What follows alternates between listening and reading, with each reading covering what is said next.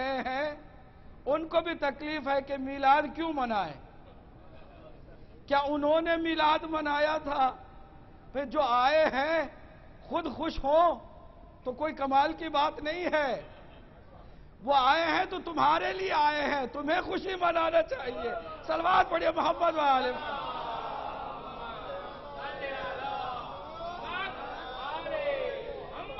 وہ نور اول اگر لباس بشری پہن کے آ رہا ہے تو کس پر احسان کر رہا ہے؟ بشریت پر احسان کر رہا ہے۔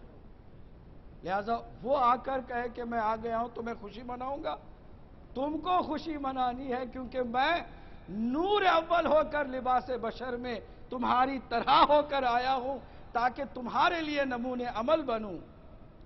تمہاری زندگی دنیا اور آخرت میں اسی وقت کامیاب ہوگی جب تم مجھے دیکھ کر میری اتباع کرو گے۔ تو خوشی منانے کا حق ہر کسی کو ہے اور ہر ایک کو منانا چاہیے۔ جو نہیں مناتے ہیں وہ بدقسمت ہیں اور بہت ہی زیادہ ناشکرے ہیں کہ شکر گزاری کا یہ پہلا فرض بھی پورا نہیں کر رہے ہیں۔ سورہ انفال کی 25ویں آیت کی تلاوت کا شرف ہم نے حاصل کیا ہے کہ اللہ سبحانہ وتعالیٰ نے اس میں فرمایا یا ایھا الذین آمنوا، اے ایمان والو۔ اللہ سبحانہ وتعالیٰ نے عام انسانوں سے ڈائریکٹ کبھی خطاب ہی نہیں کیا۔ قرآن مجید کھول کے دیکھیں، ڈائریکٹ نہیں۔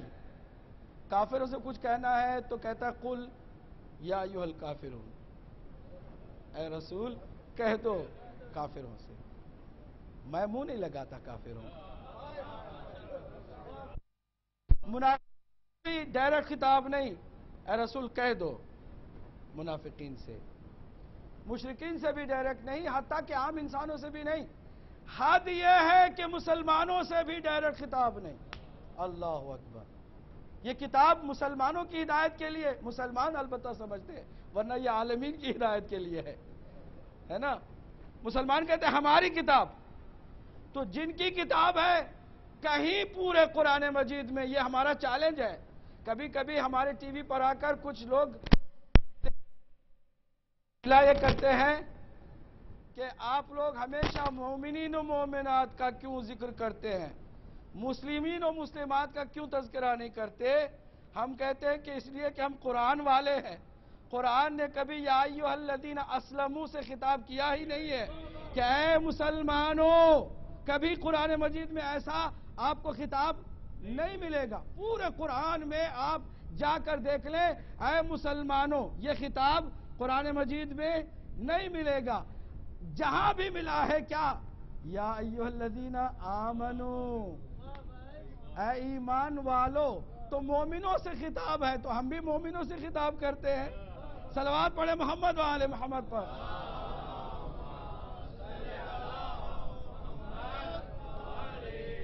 یہ آواز کی پرابلم کب سالو ہوگی؟ ایک صلوات پڑھے محمد وآلہ محمد۔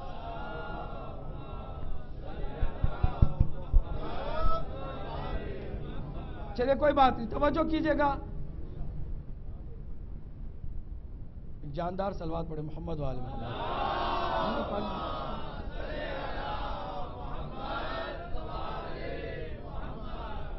توجہ کیجئے گا کہ قرآن مجید میں یا ایھا الذین آمنو ہے، ایمان والوں سے خطاب ہے، مومنوں سے خطاب ہے۔ خطاب میں سورہ انفال کی 25ویں آیت اللہ سبحانہ وتعالیٰ ڈیمانڈ کرتا ہے مومنوں سے۔ یہاں خاص مومنوں کی بات ہو رہی ہے۔ مومنوں سے ڈیمانڈ کیا ہے؟ استجیبوا للہ وللرسول اذا دعاکم۔ جب اللہ اور اس کا رسول تمہیں آواز دے تو جواب دو، لبیک کرو، استجابت کرو، ریسپونڈ کرو۔ وہ پکارتے رہ جائے اور تم آواز نہ سنو، سنی انسنی کر دو تو پھر تم مومن نہیں ہو۔ یہ مومنوں سے خطاب ہے نا۔ جب کوئی مومن ہی نہیں ہے تو پھر رسول اللہ کی قربت بھی ہے، صحبت بھی ہے، تو اس کا کوئی فائدہ بھی نہیں ہے۔ صحبت کا کب فائدہ ہے؟ جب ایمان کے ساتھ ہو۔ اگر ایمان ہی کے ساتھ نہیں تو پھر صحبت کا کوئی فائدہ نہیں ہے. اور یہ بھی اس زمانے کے پہلے مسلمانوں کے اس پورے گروپ سے خطاب ہے. یعنی پہلی مسلمانوں کی کھیپ صحابہ کرام ہے. کون اس کا انکار کر سکتا ہے دنیا میں؟ ان کی فضیلت اور شرافت بھی یہی ہے کہ وہ پہلی کھیپ ہے امت کی. یہ پہلا گروہ ہے. تو ان سے ہی خطاب ہے، ہم سے بعد میں خطاب، پہلے ان سے خطاب. کیا کہ اے ایمان والو استجیبوا للہ وللرسول اذا دعاکم، جب تمہیں وہ آواز دے، پکارے تو تم لبیک کہو، تم فوراً جواب دو. آواز دے تو کیا کرو؟ فوراً کہو کہ جی ہم حاضر ہیں آپ کی خدمت میں، آپ کے سامنے اپنے وجود کو رکھ دیتے ہیں، جو آپ فرمائیں گے وہی کریں گے. اور پھر اللہ سبحانہ وتعالی انہیں یہ اور حقیقت کا صحیح معنوں میں یقین دلاتا ہے. وَاعْلَمُوا، آگاہ ہو جاؤ. اس آگاہ ہو جانے پر توجہ ہماری بھی ضروری ہے کہ ہم بھی توجہ کریں. کیا ہے؟ آگاہ ہو جاؤ، جان جاؤ کہ تم جو کچھ بھی کر رہے ہو وہ تو ہم دیکھ ہی رہے ہیں. جو کچھ تم سوچ رہے ہو وہ بھی ہم جانتے ہیں. وَاعْلَمُوا أَنَّ اللَّهَ يَحُولُ بَيْنَ الْمَرْءِ وَقَلْبِهِ، کہ اللہ سبحانہ تعالی تمہارے اور تمہارے دل کے درمیان حائل ہے. یعنی دل میں ابھی خیال پیدا بھی نہیں ہوا، پہلے خدا کو معلوم ہوتا ہے پھر تمہارے دل کو معلوم ہے.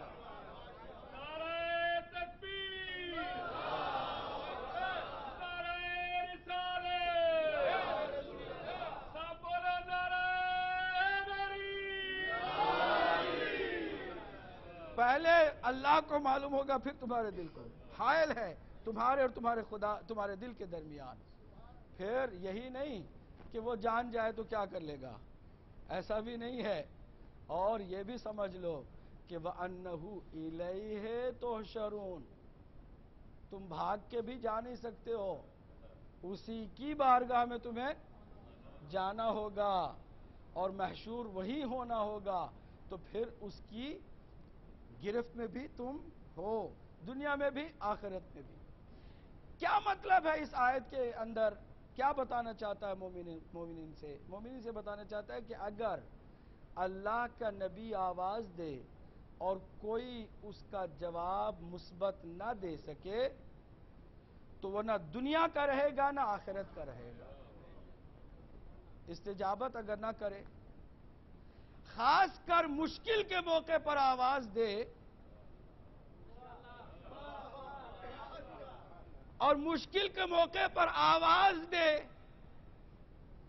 جو مدد کے لیے نہ پہنچ سکے، مجبوری بھی ہو تو بھی گنہگار، کم از کم جواب تو دو، ہے نا. لیکن اگر کوئی جواب دینے کے بجائے یہاں نبی پکار رہا ہو اور وہاں وہ بھاگ رہے ہوں، پھر بتاؤ کہ ایمان رہ جاتا ہے؟ جتنے قدم نبی سے دور بھاگے اتنے ہی قدم ایمان سے بھی بھاگ گئے، ایمان سے خالی ہو گئے، دور نکل گئے. تو اب یہ جو عظمت ہے، فضیلت ہے، شرافت ہے نبی مکرم کی نسبت سے، وہ اس وقت تک ہے جب اس نسبت کا بھرم رکھا جائے. اگر بھرم نہ رکھا جائے تو پھر اس نسبت کا کوئی فائدہ نہیں ہے.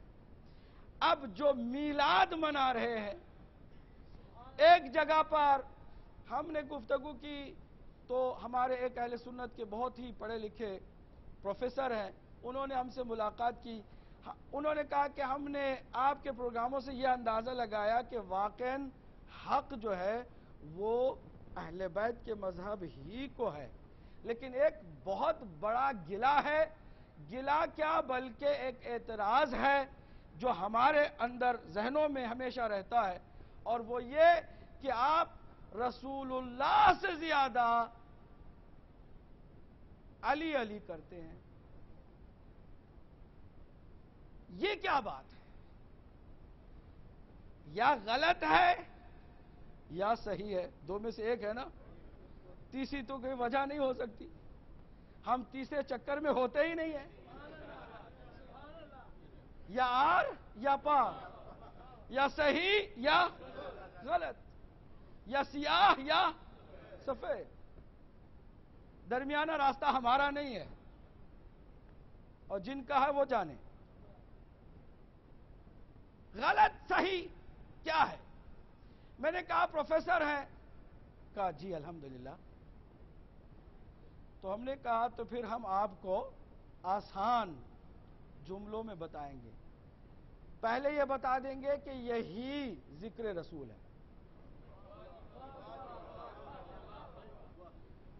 کا کیا مطلب؟ کا مطلب یہ ہے کہ رسول اللہ صلی اللہ علیہ وآلہ وسلم کا صحیح معنوں میں ذکر آل رسول کا ذکر ہے. نہیں سمجھے؟ اور واضح کرتا ہوں. ہم حقیقت میں رسول اللہ کی صحیح نعت پڑھتے ہیں.